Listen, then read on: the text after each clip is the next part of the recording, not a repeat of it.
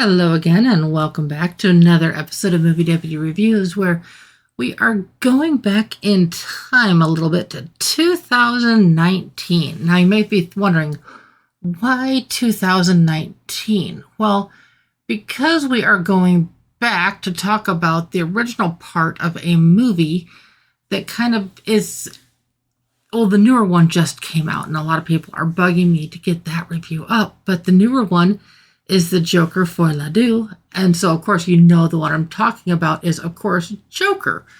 So hopefully that helps at least a little bit, or I'm hoping so. So with this, I had originally reviewed this movie when it came out in 2019. And to say that I gave this movie a guilty rating is a little bit of an understatement. This one is guilty to say the least. Now, back in the day, my whole thing was to keep the reviews in 300 words or less, and of course, no spoilers. And I still hold true to the no spoilers, but with it being a podcast, staying true to the 20 or the 300 words or less is nearly impossible. So, like I said, this one did get a guilty rating. So, before I tell you the score, I want to share with you the original review that had been up on MovieDeputy.com.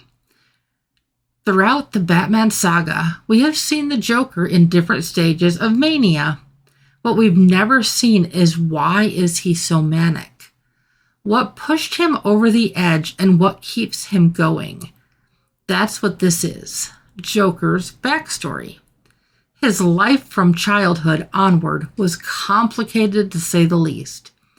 In his quest to escape his own life, he becomes a clown, trying his hardest to bring light to others amongst the darkness all around him. When that part of his life falls apart, like everything else, it pushes him over the edge. He must now come to grips with who he is and his legacy. Only there's a secret to his legacy that could explain everything. The deeper that he delves into his own beginnings, the darker he becomes. When he is finally given an opportunity to show the world what he's capable of, he does so in such an epic fashion that he cements his role in history. This film is epic in its presentation, but it's definitely not for all audiences. It's a journey through his life in almost an artistic form. True fans of the DC universe will appreciate the story, but come prepared that it's much darker than it initially appears. Now, I think that sums it up quite well. Score-wise, surprisingly, I came in at a 6.75 out of 10 on the Deputy scale on this one. This one was, I dare almost use the word brilliant in the way that this was done. You really have to be a DC fan, though, to enjoy this. If you are not a fan of DC Comics or Batman, Joker, just kind of that whole thing, you're probably not going to get much out of this, as this is literally Joker's descent into madness, and we just get to kind of go along for the ride and watch how and when and why it was done the way it is on screen. Makes more sense as the story goes. Now, that being said, like I said, this is not going to be something for everybody, not even in the least. So, like I said, if you are a fan of Joker, if you are a fan of the Batman series, if you are just a DC Universe fan, you'll get a lot out of this.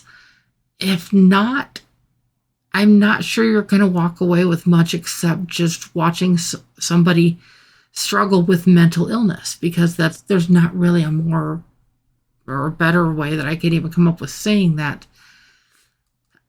When this one finishes up, it leaves you hanging. It leaves you kind of wanting to know what's coming next, what's going to happen next, like why am I missing something?